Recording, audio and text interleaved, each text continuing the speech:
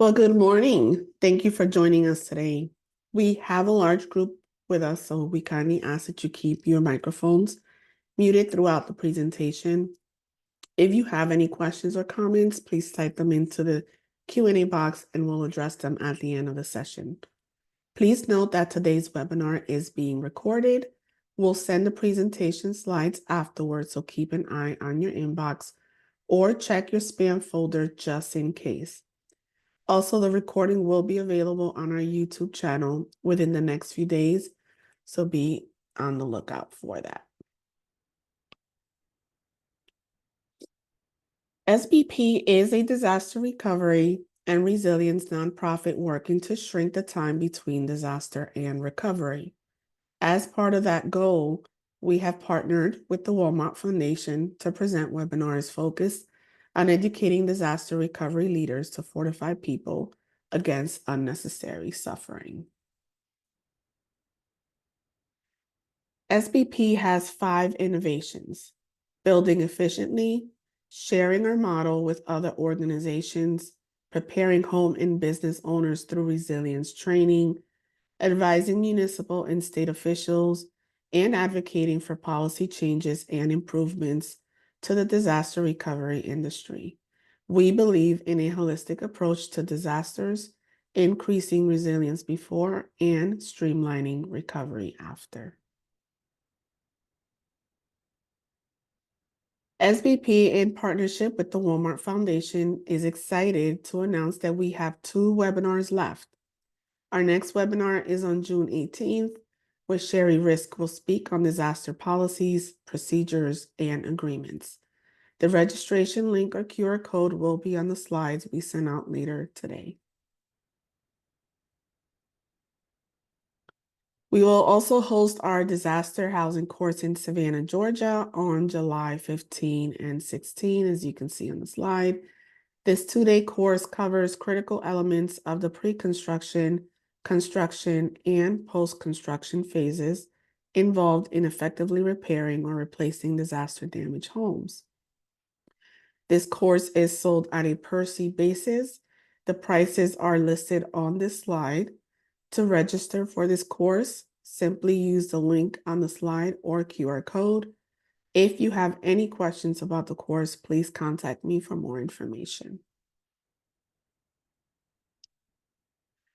Take a moment to visit SBP's Resource Hub to explore detailed information about our trainings and webinars. You'll find a range of innovative trainings, webinars, and other offerings that may interest you. If you'd like to learn more or get involved, simply click the Contact Us button.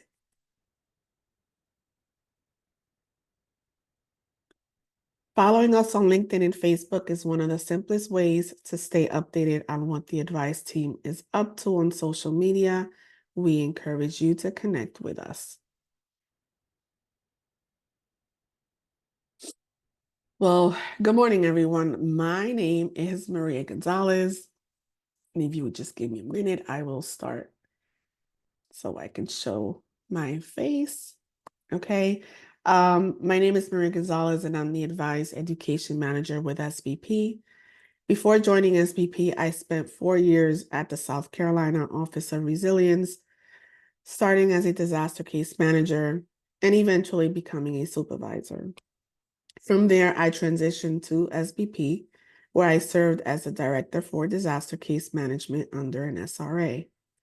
Once that program concluded, I moved into my current role and now also teach disaster case management. Toward the end of this presentation, I'll share a bit more about how you can host a DCM event in your own community. During today's webinar, I'll be sharing practical experiences, tips, and recommendations for those entering the field of disaster case management. This session will cover foundational information. If you have any questions, please feel free to type them in the chat. We'll do our best to answer them at the end. There will also be a QR code at the close of the presentation where you can submit questions we may not get to today. Finally, we'll highlight opportunities for more advanced training if you're interested in diving deeper into any of these topics.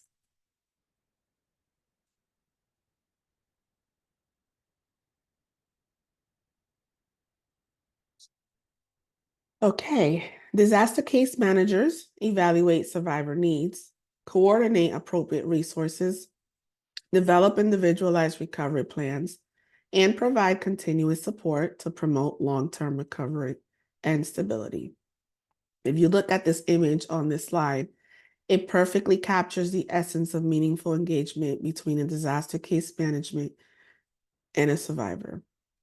In my experience, when a survivor is sitting in front of you, it's essential to be fully present, listen attentively, and reassure them that you'll be by their side throughout the entire recovery process. DCMs often face tough questions without clear answers, but creative thinking and a caring approach goes a long way. I won't cover every point on this slide, but I'll focus on the words highlighted in yellow. Home essentials.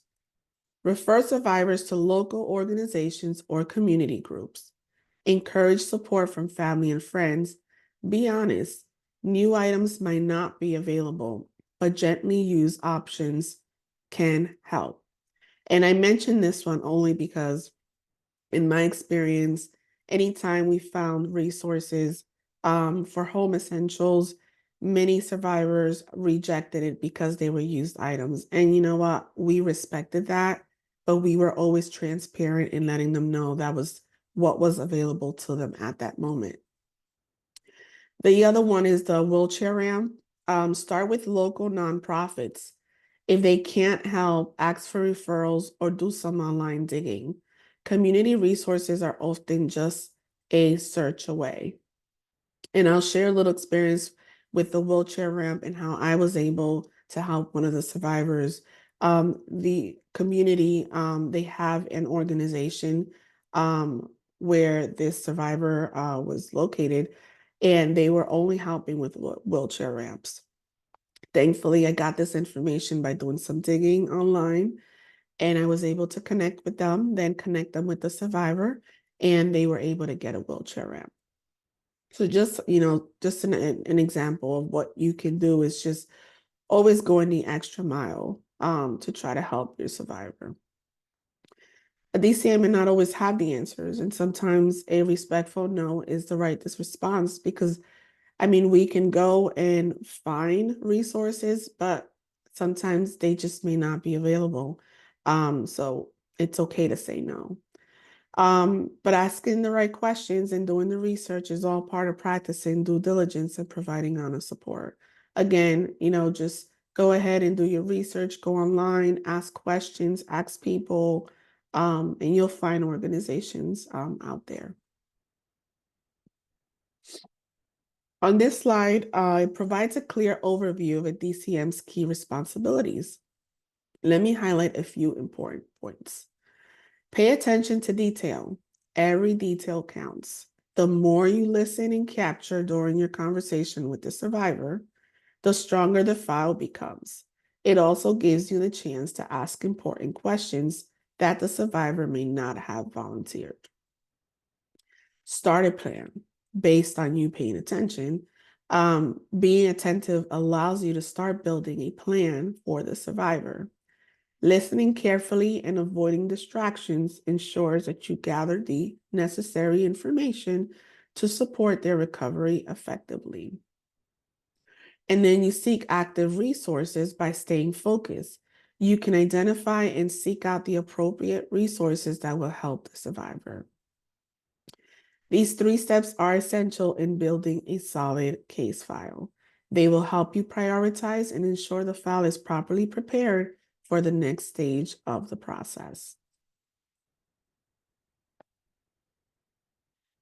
Before a meeting with a survivor, ensure that you are fully prepared. Know your program. You can't effectively support or promote something you haven't taken the time to understand. Do your homework and learn the ins and outs of your program. Read your policies and procedures. That is very, very important in a program. Know your county. Before starting an application, confirm that the survivor resides in a county that has been officially declared for assistance. The last thing you want is to realize halfway through that client doesn't qualify. And this one's very important. One thing that I learned as a disaster case manager is that we had folks come in to apply, and probably after 3 visits to the office where we had their application, we came to realize that the county that they resided in was not one of the counties that were declared. So just to tell you that survivor was not happy. It was an error on our part, but we did learn for the next program when another storm had hit. Customizing your voicemail. With scams on the rise, survivors need reassurance that they're reaching the right person. A personalized voicemail builds trust and credibility. And this is very important. I go through it with my parents today, where they're constantly, getting calls and they're figuring out if they can call back. So just make sure you customize your voicemail. It will make a difference. Organize your work. Keep all work-related information accessible and ready to go. Being organized helps you work efficiently and respond quickly when needed. Use the color-coded system to help organize your paper or electric files.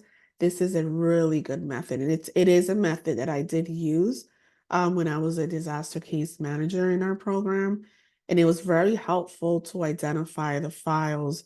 So for instance, if your supervisor would ask for all the survivors that may need a roof, just an example.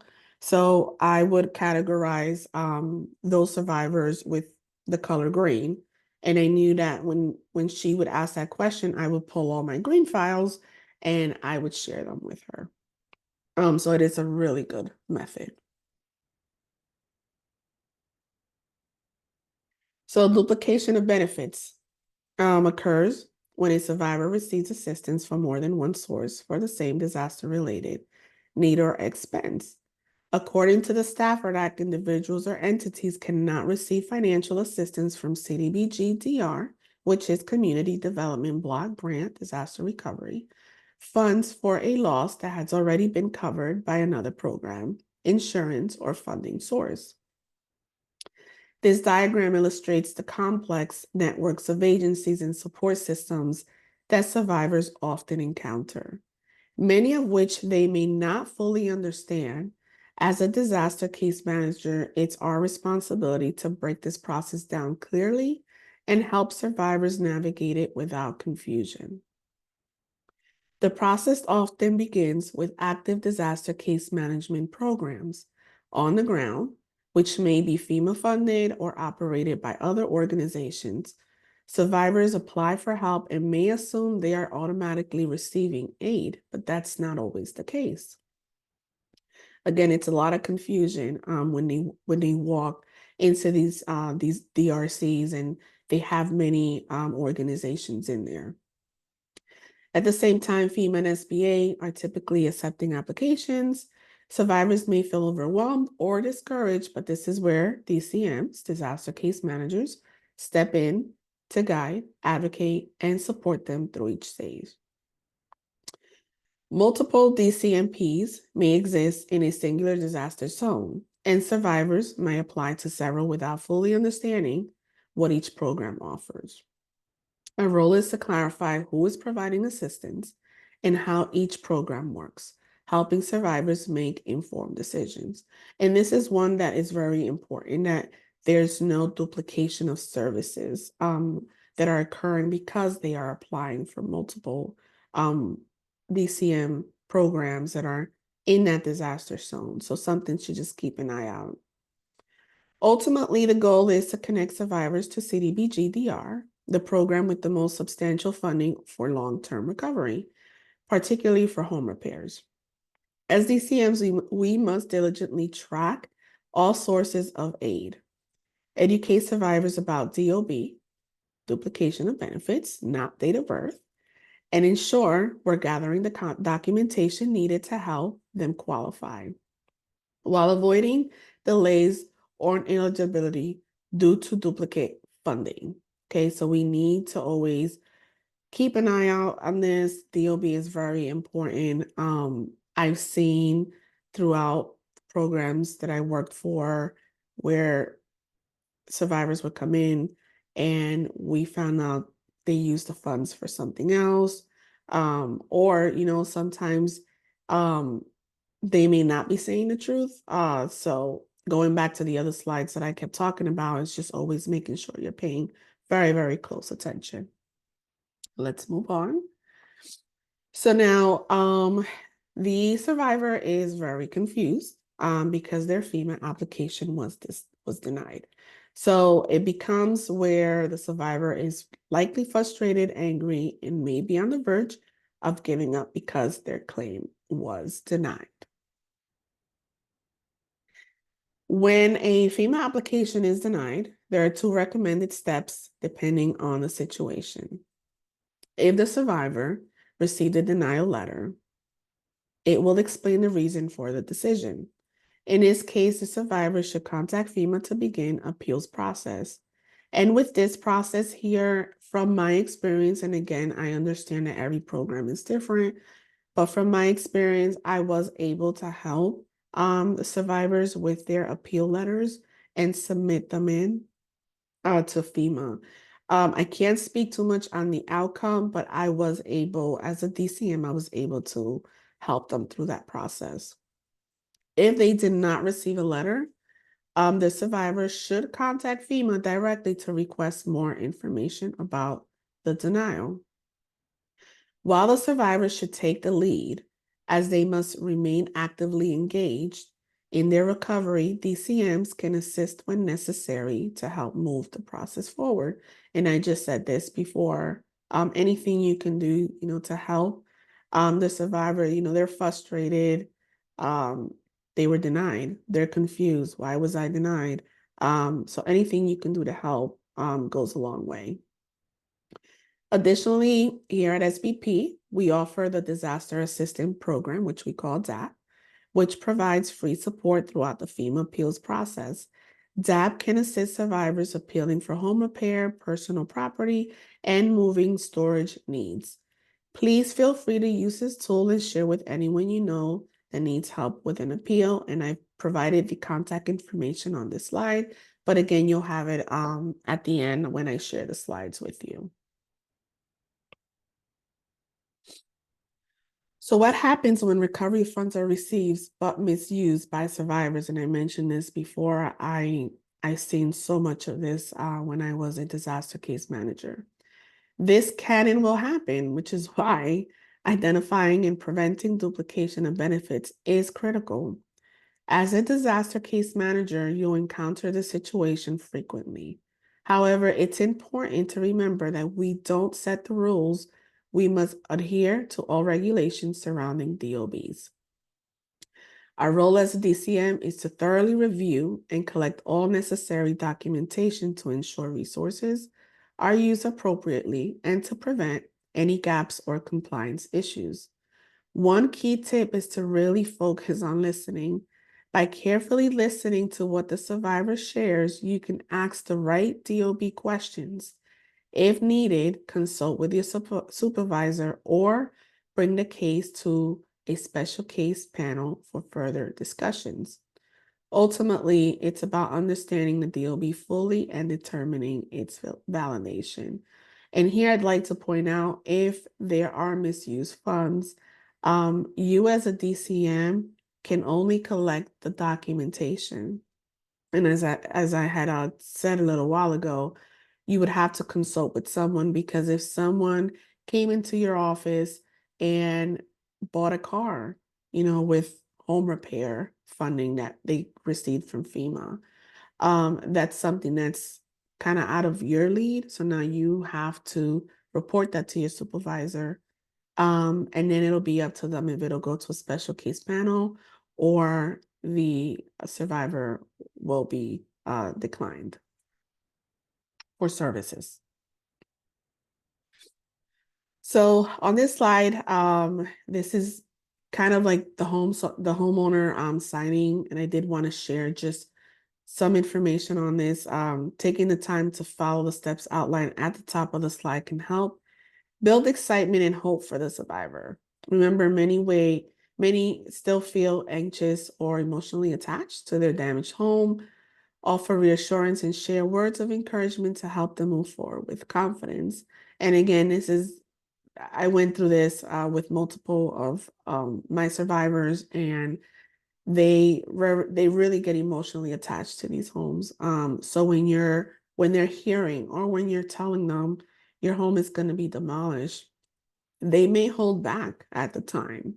Um, and you can talk to them through it. You can tell them, you're going to save money on your energy bill because it's going to be more efficient, but you can't force them. So you will do all in your power to try to convince them to take this home. But if they come back and they're like, I I don't want it, I'm gonna stay where you're at. And there's only but so much you can do. But of course, making sure you report that to your supervisor. So maybe a second call to the survivor is what's needed to try to talk them into getting help for their damaged home. So moving along, what you want to do is when you contact your survivor, congratulate them, celebrate this important milestone in their recovery journey, and acknowledge the effort they've made. The disaster case manager should attend the signing to provide support. Survivors may also bring a trusted family member or representative if needed. But again, according to your program standards, you'll have to just double check whether it's one person, two persons, or 12 people in a room for a homeowner signing. Just bringing the required documentation. They may be required to bring in further documentation to the homeowner signing. If you have this information up front, try to get them prepared to bring it with them. But if they don't and they're just made aware of it at the time of the homeowner signing, you as a DCM can help them get the paperwork as fast as you can to them. Setting clear expectation, discuss the next steps, timelines, and any survivor responsibilities following the signing to maintain clarity and momentum. And of course, when they're at the homeowner signing, they will be told. But sometimes as a DCM, you will have to continue to remind them. They could forget, you know, their life is just very busy. So as a DCM, just make sure that you're speaking to them, letting them know the timelines. They can't get too antsy. There is a process. Um, and also just setting, other clear expectation is making sure that they realize that this is not HGTV. Okay. Very important. They're not going to get granite countertops or marble countertops. So just setting those expectations with the survivors. The road to recovery may come with delays. And this is kind of where at the bottom of the slide, I kind of graphed it out as much as I could. But there are delays, such as weather disruptions, material shortages, or inspection setbacks. Transparency throughout the process builds trust and helps manage expectation. Always document updates and changes in your system of record. While the process may appear straightforward, challenges can arise on either the homeowner's or contractor's side. Keeping the system of record current ensures clarity and accountability at every stage. So let's take a moment to talk about the system of record. It is critical that every interaction and step taken with a survivor is thoroughly documented. Case notes should be clear, detailed, and well organized. Vague entries like contacted the client are not sufficient. Instead, notes should reflect specific actions. For example, contacted Ms. Robinson on so-and-so date to inform her that the contractor will visit her home on date and time to review the inspection report. In my experience, I've worked with both effective and ineffective SORs. Regardless of the system, the priority must be reliability and consistency. Every step represented in the green section of this slide requires accurate documentation. Detailed notes not only support continuity, but they also ensure that anyone reviewing the file can clearly understand the current status. Remember, if it's not documented, it didn't happen. On this slide, the IRP outlines the recovery goals and the steps needed to achieve them. Developed in partnership with the client, it should be clear, agreed upon by both the DCM and the client, and focus on addressing unmet needs in a practical, timely, and sustainable way. Disaster case managers should help develop and monitor the IRP. This is a requirement in FEMA's program and a good practice in the CDBG DR program. If you have any questions about the IRP, please don't hesitate to reach out to me. I've worked with it multiple times. I am very familiarized with the IRP. So again, just feel free to contact me if you need information on this. And on this one, I'd like to briefly walk you through the action plan. While disaster case managers or DCMs don't typically review it as part of their core responsibilities, I found that understanding the plan can be incredibly valuable when it comes to grasping the broader recovery strategy. The most important aspect to pay attention is to eligibility, both at the individual or household level, and how that eligibility connects back to the specific storm event. Although reviewing the action plan isn't a requirement for DCMs, I strongly recommend it. Ideally, this review should happen during the public comment period before the plan is submitted to HUD. The more you understand as a DCM, the more effective you'll be in your role, and the more confident you'll feel explaining the process to survivors when they have questions. And this one's very important, and I have to express the importance of it, because when I became a disaster case manager, I did not know what an action plan was. And it took me a while for me to ask the right questions so that I can understand what it was. So just knowing and understanding it, you don't have to read the entire thing. As I said, just get to the eligibility piece, does go a long way. So I do recommend that you have DCMs, or you as a DCM, take some time to read that. And this could be even during blue skies. The sequence of delivery, this is another piece of the process when I was a DCM that I was not familiarized with. And again, I asked questions, and I started to understand it better. This is the new delivery, and you can access this on their website. And I've actually included the link here, so when you do receive the slides, you can just click on the link and you can access the document. The sequence of delivery outlines the order in which delivery relief agencies and organizations provide support to survivors. When I first became a disaster case manager, I didn't realize that everyone on our team was new. We were all trying to figure things out together. Thankfully, SBP did provide us with training early on, and one of the key takeaways I still remember was do your homework. That advice stuck with me, so I went myself to FEMA's website without even knowing, started digging, and that's when I discovered the sequence of delivery. I printed a copy and posted it on my wall in my office. Whenever a survivor came in for assistance, I used the chart to explain what to expect in the recovery journey. It made a real difference. Survivors appreciated that someone took the time to explain the process, and it helped build trust and reduce confusion. Today, I incorporate the sequence of delivery into all of my training sessions. It becomes a foundational tool,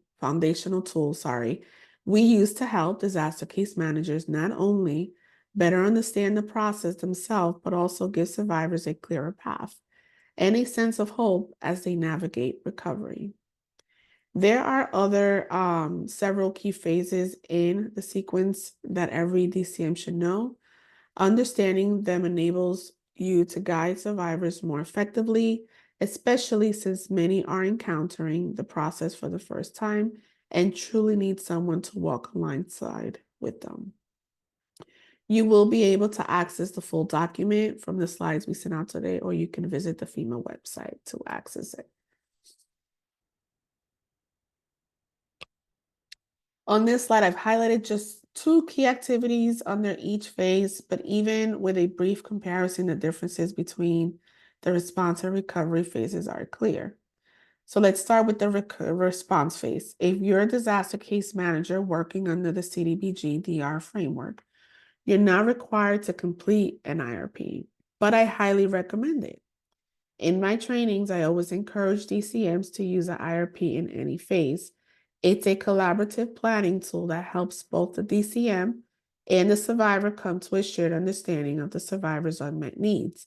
That said, whether or not it's used depends on your program's guidelines. Another common activity in the response phase is presenting cases. This is typically done to help secure resources or address immediate unmet needs while the survivor waits for the recovery phase to begin.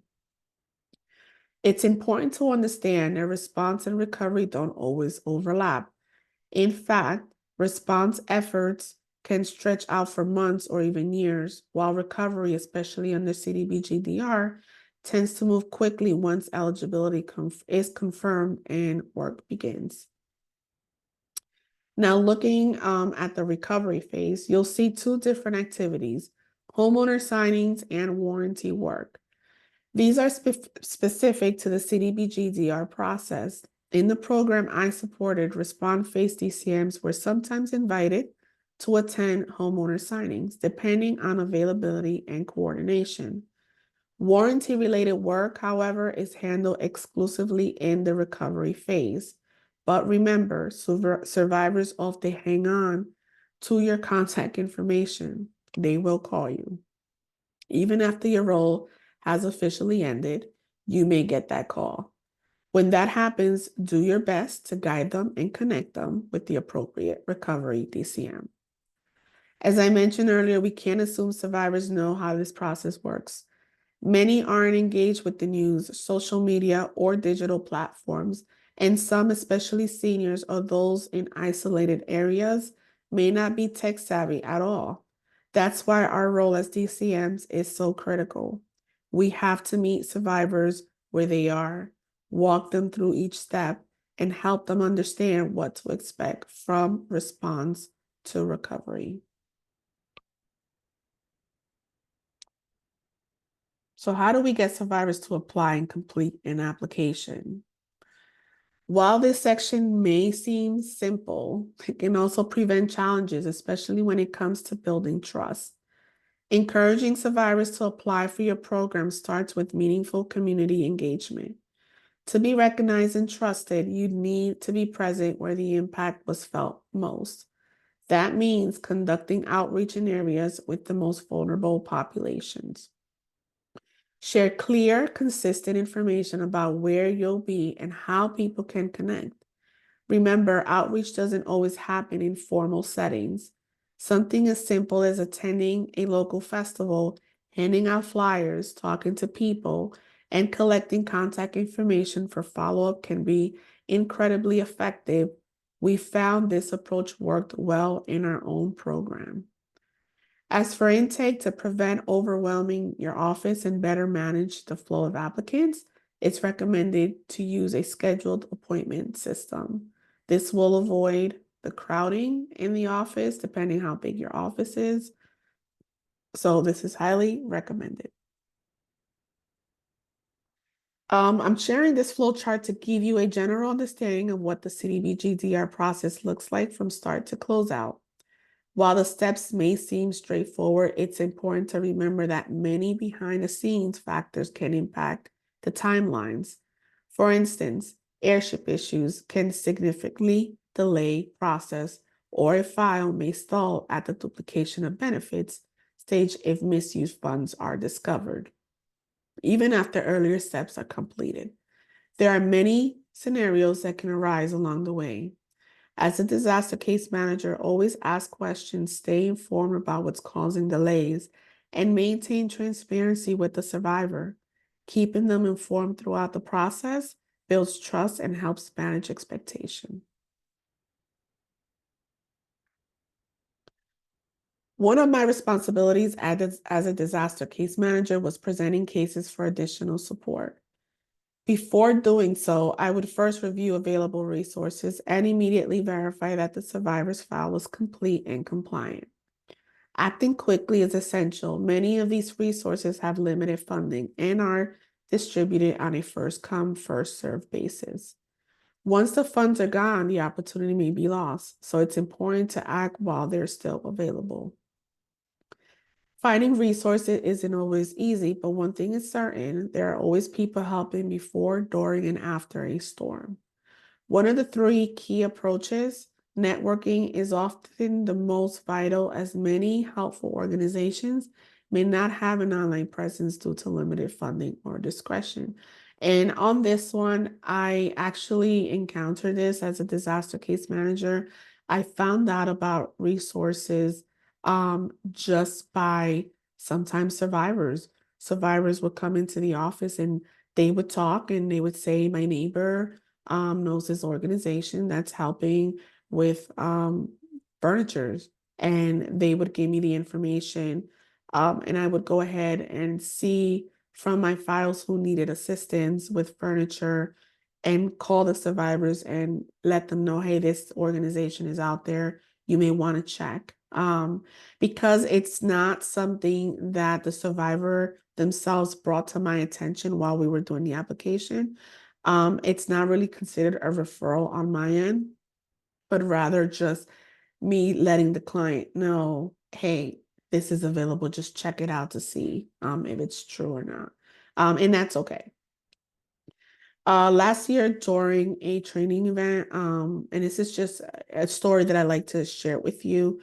I did a training event and one of the DCMs brought a case file because they weren't sure how to move forward with this case. One of our instructors who had experience running a DCM program suggested they contact the VA Association to see if they could help with building a garage. Since the program doesn't cover garage construction, the survivor lived in an HOA community. Um, in order to fix his home, and it was actually a demolition, they were going to rebuild his home. The HOA required that a garage also be attached to the home.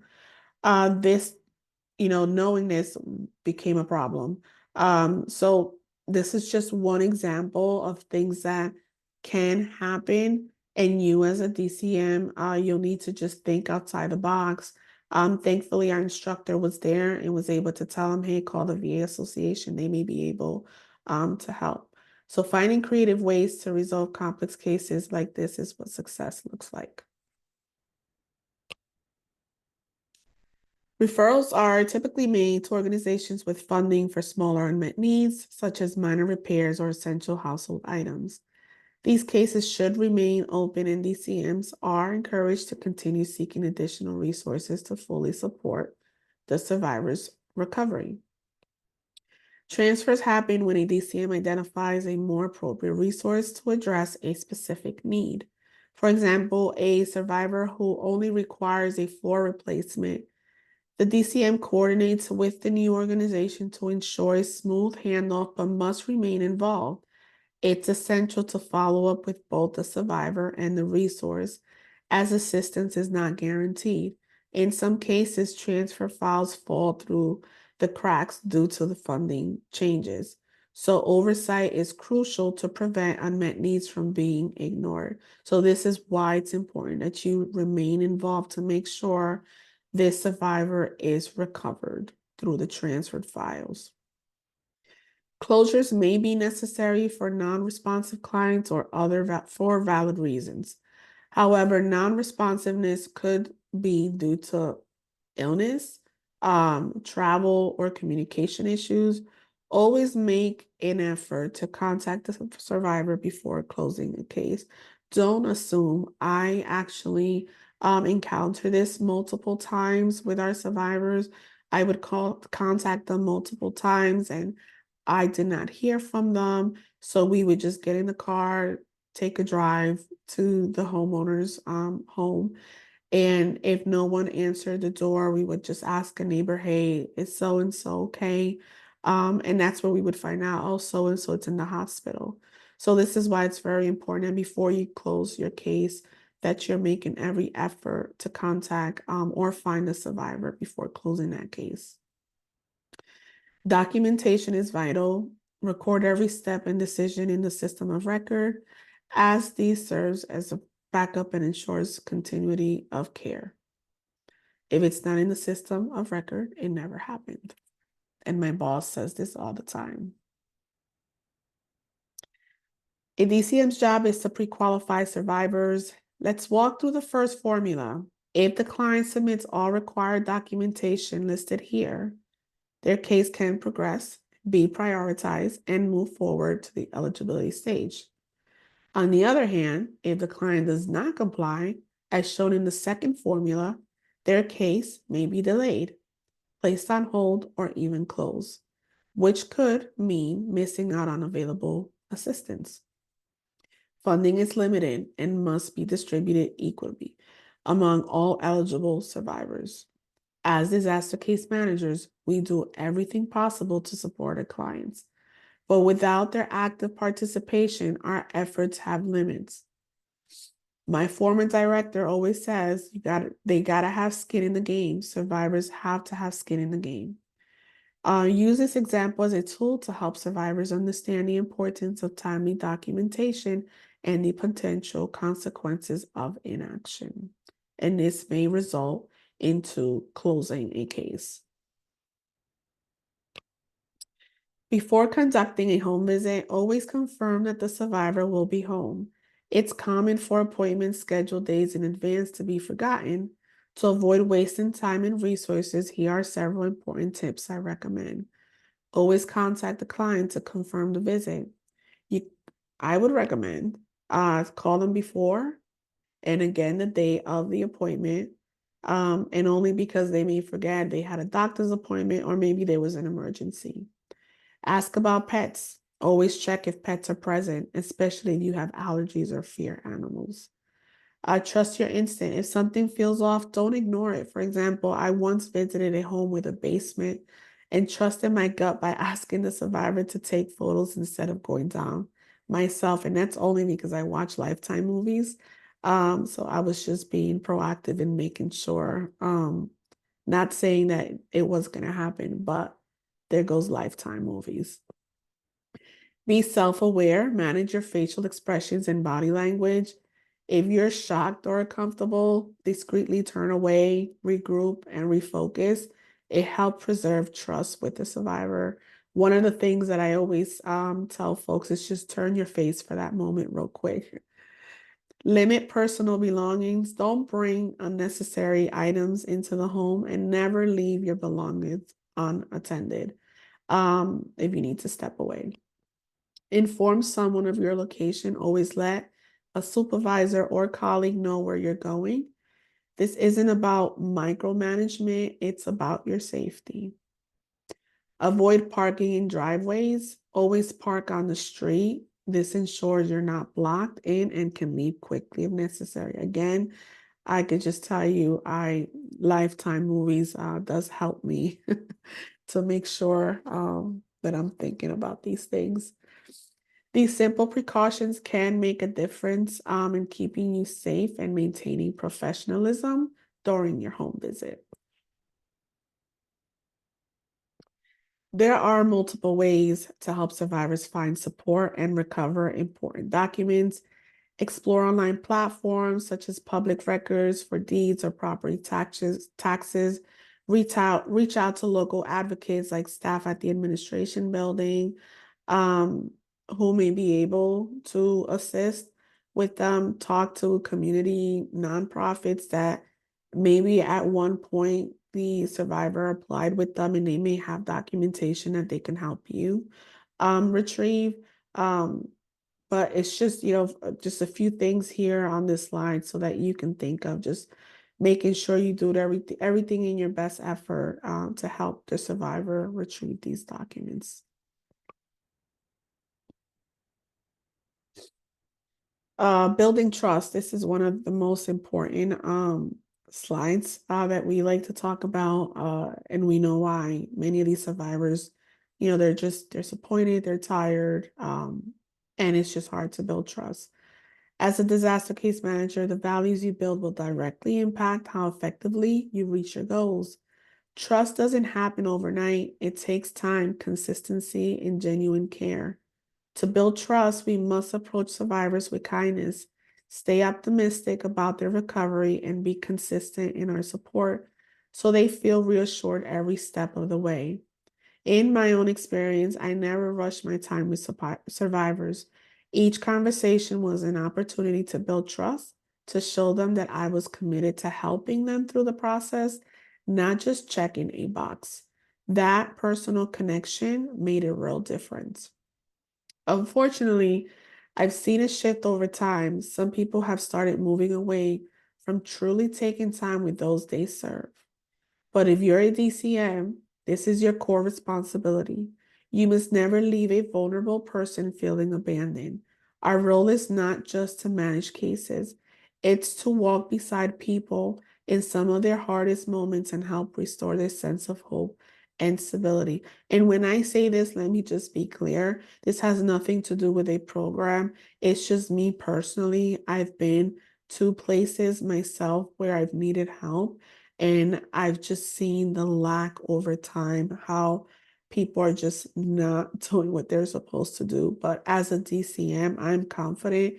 And I've seen with programs, trainings that I've gone to, that this is exactly what they're doing. As humans, building trust can be challenging, especially in times of stress or uncertainty. Like after a disaster, one resource I highly recommend is The Anatomy of Trust by Brene Brown, which you can find it on YouTube. In this talk, Brene breaks down what trust really means and how we can intentionally build it in our own personal and professional relationships. I love Brene Brown. So on this slide, we want to start by building trust. And how do we do that? Well, we smile warmly and make eye contact as soon as someone walks in. Show genuine interest and presence. Your attitude can set the tone even on tough days. Allow extra time, especially for the elderly or people with special needs. Minimize distractions to give them your full attention. Listen carefully with empathy and let the survivor feel heard and supported. Setting expectation looks like be transparent about what you can and cannot do. As I said before, this is not an HGTV program, and never overpromise. Now, getting to know your client, what questions should I ask? Well, ask slightly friendly questions. You can ask them, hey, did you hear about the fair in town? Or share a relatable story about pets, family, even plants. People love plants. Use small talk to help the survivor feel more comfortable opening up. I had this one survivor that she just loved to talk about her grandkids.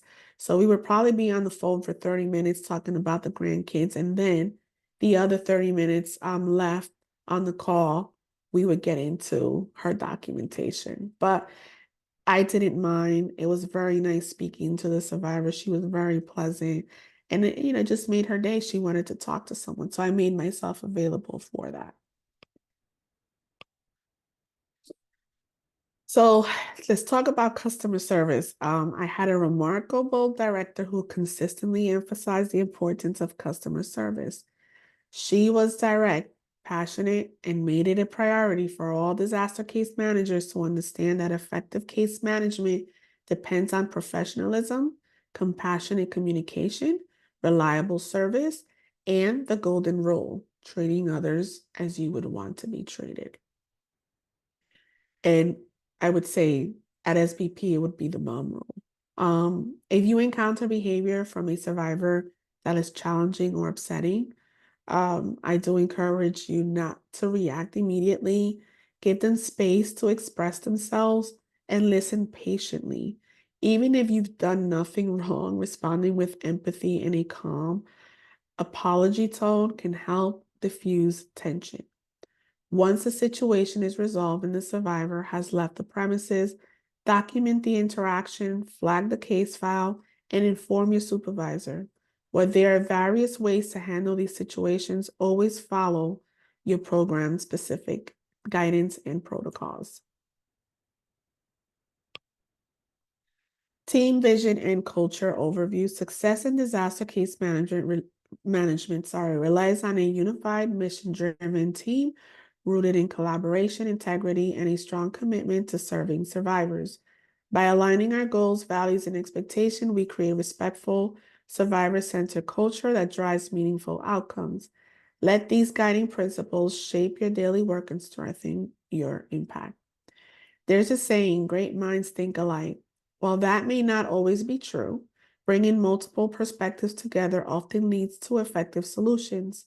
As a team, collaboration is key to navigating challenges and achieving meaningful outcomes.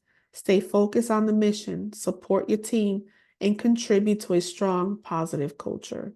This approach not only enhances your program's effectiveness, but also builds a strong reputation for long-term success.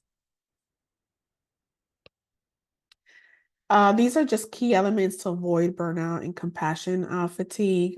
Exercising, should take some time to go outside and take a walk with a coworker, or just listen to your favorite music to recharge and refresh. Healthy eating maintains energy and helps manage stress. Eat your breakfast and dinner. And disconnecting, relaxing helps clear your mind and lighten your load. Take a day off or dive into your favorite TV show. My favorite is I take a day off when I need to disconnect. I need to take a day off so I can recharge. Here are other key elements to avoid burnout and compassion. Any of these can really help alleviate the burnout or fatigue you might be experiencing. If you noticed, I've even dropped a joke in there. Let's be candid, this job isn't easy, but the number one priority is to take care of yourself before you can help others. As you continue preparing for the next storm, there may be some common pitfalls that you can address in the upcoming program. And you can do this through blue sky thinking and planning. Training, there are no limits to the type of training you can create for your team. These are just a few ideas just to get you started. And we did use this in our program. Develop a new process flow. Sometimes we learn from previous experiences, and for the next one, you can improve. Review your policies and procedures will help you identify obstacles that could be improved. These are just a few suggestions, but you know your program better than I do. Although we may not want to speak it out loud, we must be prepared. There will be another storm, and now is the time to get ready and prepared. So that concludes our webinar for today. Thank you, everyone, for joining the call today. I do see a question in here, and actually they're not questions. Thank you, Ashley, and thank you, Maxine. If you do have any question, I have dropped a QR code on this slide and a link. You can throw your questions in there, and I will be happy to submit answers to those questions. As a reminder, please join us for our next webinar in June. If you have any questions about this webinar, please let me know. For our DHC core, seats fill quickly, so we recommend registering soon for our disaster housing course in July. Again, if you have any further questions about this course, please do not hesitate to reach out to me. If you are interested in learning more about SBP Advise offering, please contact us at advise@sbpusa.org. The DCM management training course you see here is one I personally teach. It covers a wide range of essential topics for DCMs and We keep it engaging with team building activities, case note exercise, and other interactive elements. I promise it's a hands-on, memorable experience. Each participant also receives a beautifully designed manual to take home to the office and use as a reference in any phase of disaster work. Please note this course is not included in the Walmart scholarship and does have a cost. However, we bring the training directly to you. It's not hosted in Savannah, Georgia, like some of our other events. If you or someone you know is interested in this or any course on the slide, feel free to reach out to me directly. Again, take a moment to visit our SBP Resource Hub to see any of our training or webinars. Don't forget to follow us on social media. And again, I thank you all so much. We look forward to connecting with you at future webinars or in person at our courses. You will receive today's slide deck in your inbox shortly. Thank you again on behalf of SBP and the Walmart Foundation, wishing you a wonderful rest of your day.